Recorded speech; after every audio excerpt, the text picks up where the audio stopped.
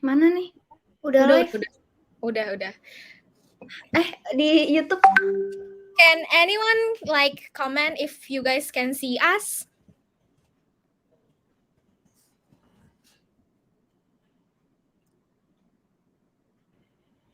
You are live. Can you see?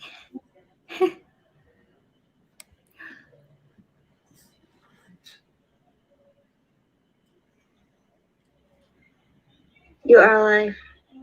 Can you see? I'm gonna check on my phone. Yes, yes. Dr. Shafika says yes. We can see you. Okay. Okay. Hello, everyone. Welcome to this toys review and movie review by me, Great Nasya Zafira, and my friend here. Kaila, Jauza, Tsabita. You can call me Kaila. So, without further ado, just should we just like jump on the toys review first? Kayla, screen is yours. Hey. Hi, welcome to Kaila's Toys Review. So today we are going to talk about Piaget's and Erickson's stage of development. So these are Jean Piaget's stage of cognitive development. These are the age, stage, and behaviors. But today we are just going to focus on three stages.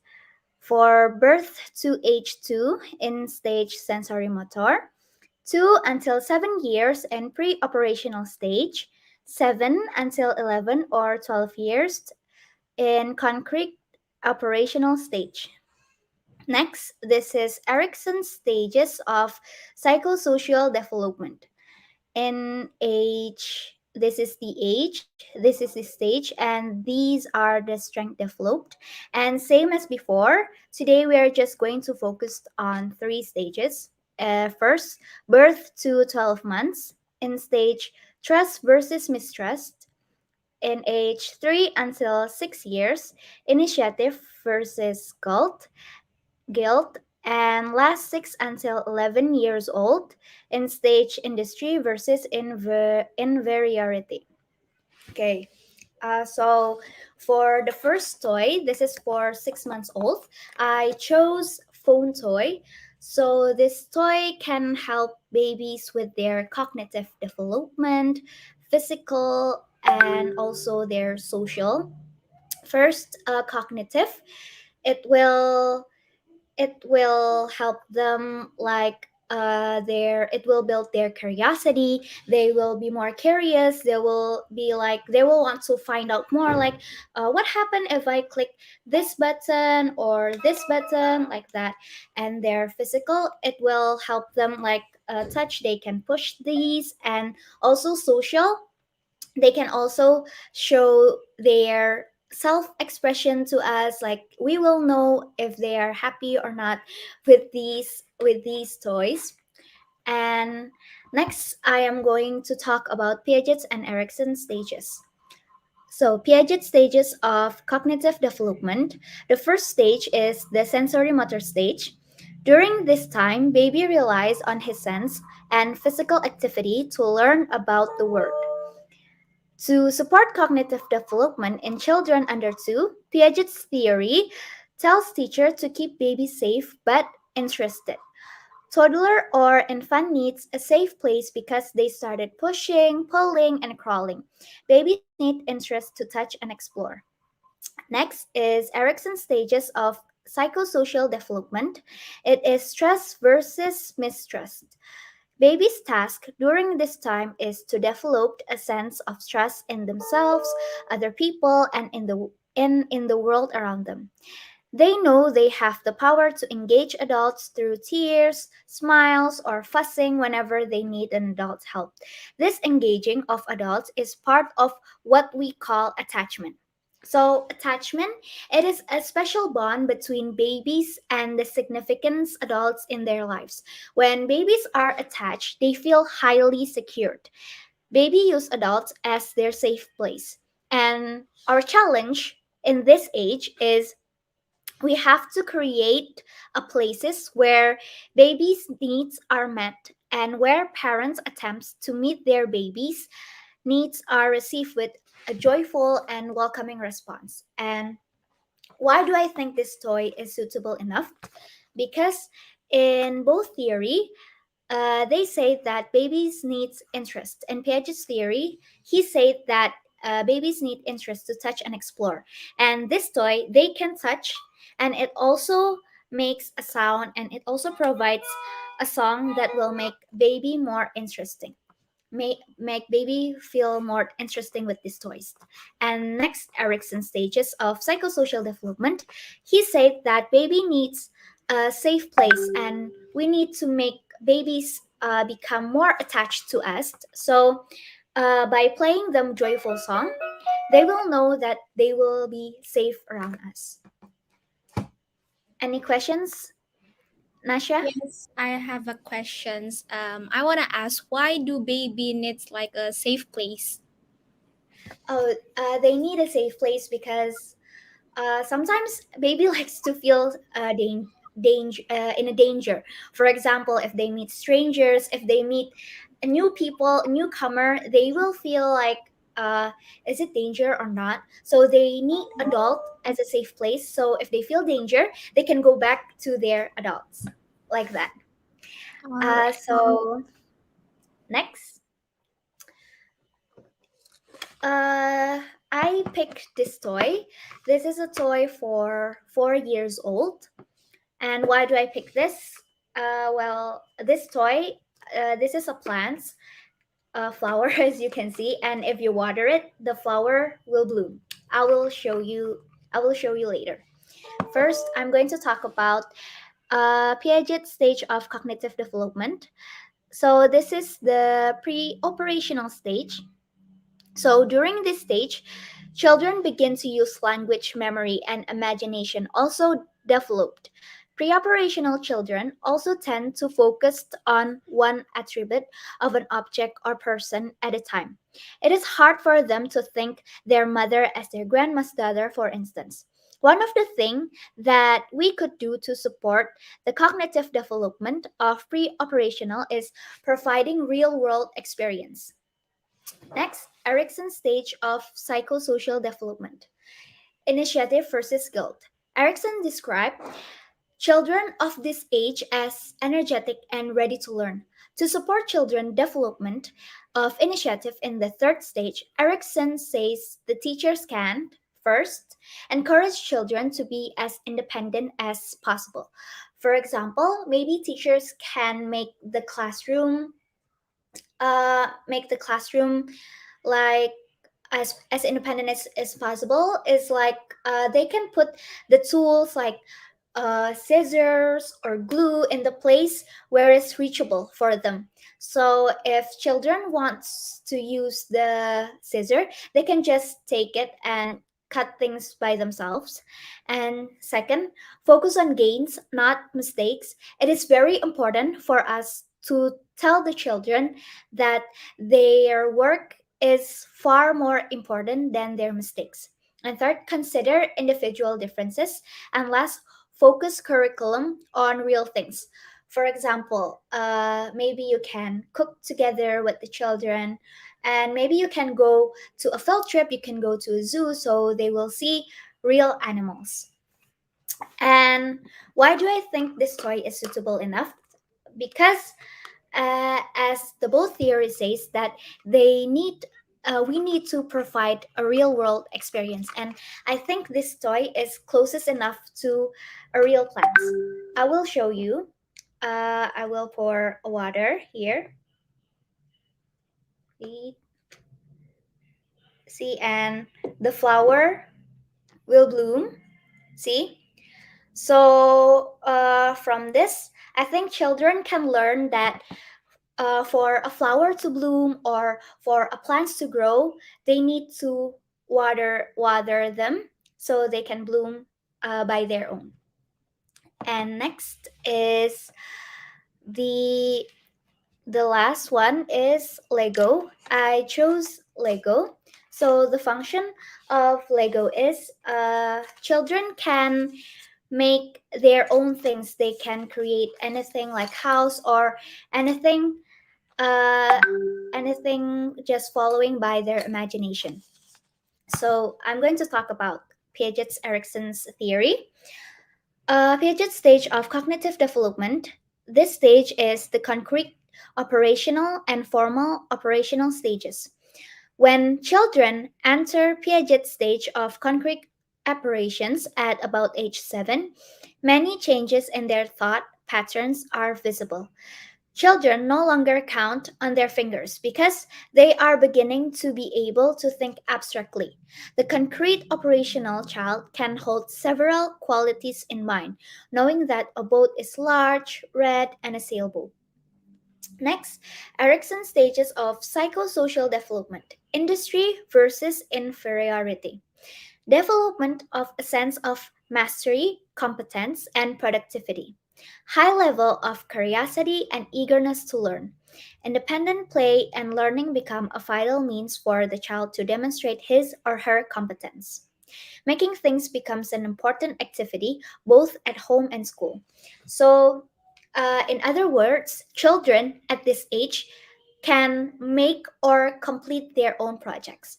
So I think Lego is suitable for this boat theory because both of them told us in Piaget's theory. First, he said that children can think abstractly, and second, Erickson said that they can make their own things. So in Lego, they can create anything that they want. They can follow their imagination.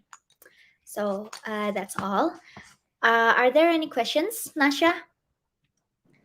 Yep. I have this one question. Why do you think like these toys are suitable for both theories? Uh, because first, I already read them. I already read the Piaget's and Erickson's theory, and then I find the toy and I matched it. So I think it's already suitable enough. Yeah, that's all for me. All right. Thank you, Kayla. All right, so that's all from Kayla's toys review, and now we're going to do a movie review by Great Nasya Zafira. So let's just start.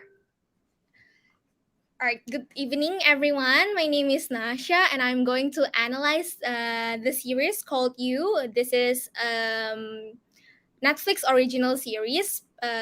Specifically, I am going to analyze about Joe Goldberg, who is played by Badgley. Bagley. I'm sorry if I mispronounced it. And as you guys can see on the screen, there's a tagline called "I can fix you back," because he always thinks that he's the right person for back, and no one can replace him, and he will fix back. Because in the previous relationship, Beck is in a toxic relationship. Next slide, Kayla.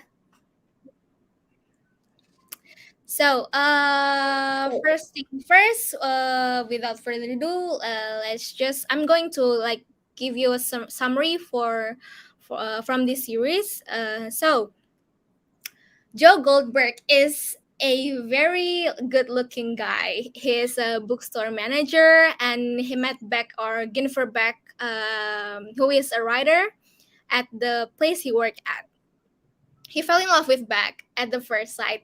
And then at their first meeting, they didn't switch any contacts. They only know each other's name. By knowing Beck's full name, Joe starts to stalk her. And he found her address, starts following her everywhere, and then he knows where Beck study, what time did Beck go to the gym, and then he knows about her best friends, her boyfriends, just like basically he knows her daily activities. And long story short, Beck is broke up with his boyfriend and starts to dating with Joe because Beck thinks that Joe is the right person. He's a good guy. He understands her. He complete her, and he helps a lot with her writing because she is a writer. Which honestly, if I was Jennifer Beck, I will probably do the same thing. I will fall for Joe Goldberg because he is really handsome. Next slide, Kay. So this is the guy who I was going to analyze, and I'm going to mention some of his facts on this series, which will be relating on the mental on what mental disorder he has. So this is Joe Goldberg. He kills everyone that he feels a threat. So he will kill everyone that he thinks that will ruin that will ruin Bex and his relationship. And then second, he thinks a healthy relationship is about controlling and others.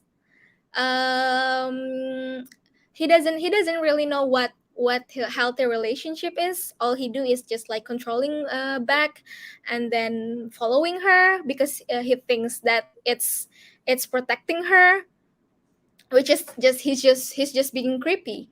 And he also but he also cares about others. Like if you watch the series, there will be a few scenes that he helped his neighbors and an old woman.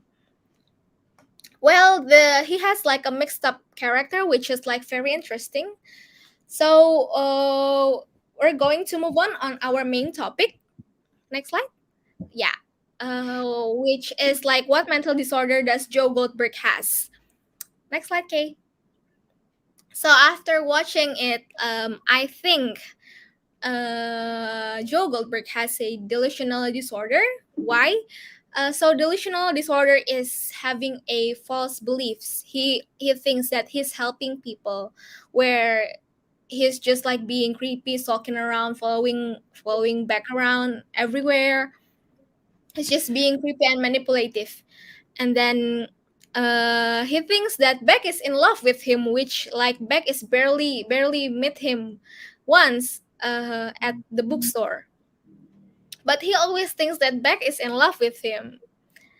And then third is by kidnapping and killing, he thinks he saves Beck's life. So there's the scene where when he kidnapped Beck's boyfriend because he thinks that his boyfriend is abusing her, and by kidnapping him, he thinks that he's doing the right thing. He feels like he's protecting Beck from the toxic boyfriend, and he always feels like Beck should grateful for that. So that's like some points why I think he has like a delusional disorder, because like he always having like a false beliefs. Next slide, please. So second is I think he had voyeurism. So what is voyeurism? It's gaining sexual pleasure by seeing others naked or doing sexual activities. So on the first episode, if you guys watch it, he when he stalks Bex and her boyfriend, and they do like a sexual activities, and Joe is there watching them on the other side.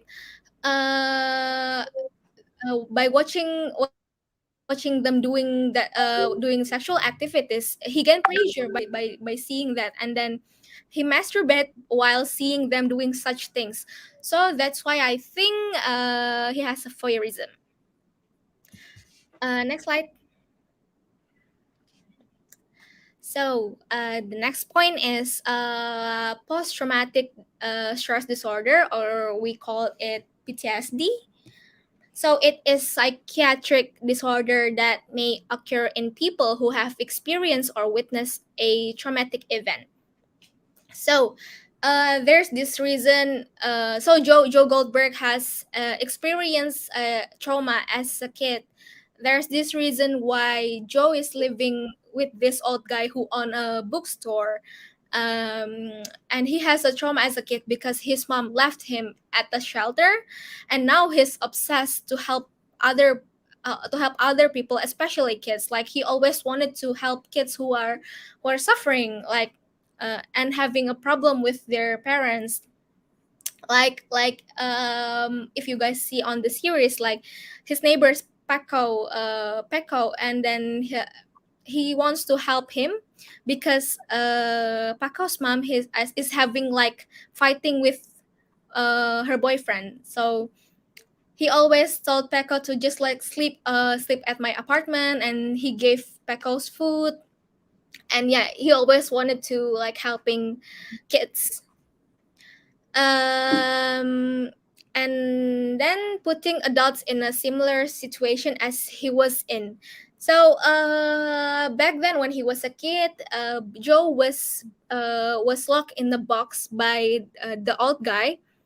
And then now he is putting a similar situation as he was in. He was locked in the box. He was locked in that box, and now he locked people in that box.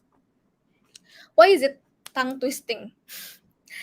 Yeah, so basically he just like he wants people to feel the same thing as he was in. Next slide, please. So, and the last is cluster C personality disorder. It's anxious, fearful thinking or behavior. So Joe is like always thinks that Beck is in danger if she's not with him. And then this behavior makes Beck uncomfortable and like wants to end the relationship. And then if you guys see on the picture, there's Beck hanging out with her friends, and then but Joe is there looking at Beck, following Beck, and because he doesn't want something's bad happen in Beck, which is like it's so creepy because like Bex is just fine. She's just like having fun with her friends. And I think that's all what I got from watching the series. You season one. Does anyone have like question, Kayla? Okay, I want to ask, what values do you learn after watching this series? Right. So after watching this series, like I was thinking about all the social media I had because like I think I should like think more what should I post and I shouldn't post because like it's privacy. And then people, if I didn't private my account, people can see like everything I post, right? And then after seeing you, I am being more careful from what I post, like everything I post. Yeah. So And yeah. Any question? and do you think Joe knows that he has a mental health disorder? Well, I think he realized that he has like a childhood trauma, but he didn't realize that all the like cluster C personality disorder and voyeurism he has is. I don't think he realized that he has it because like by sulking backs around, he thinks he is protecting her. He because he loves her so much. I don't think he realized that he's just like being creepy, and it's not okay to stalk someone. So yeah, I think he only realized that he has a childhood trauma. So that's all what I got from watching the series. I learned a lot from this series by not giving our personal information, and even though he's handsome, he could be creepy and we can get ourselves in danger. And yeah, thank you so much for listening to us. Sorry if there's like any mistaken or mispronounced because it's just like tongue twisting. The words is just like tongue twisting. And yeah, thank you so much for joining us. And I then hope you guys have a very good night, and goodbye. Thank you. you have a nice rest, everyone. Happy Friday. Yes, happy weekend. Bye.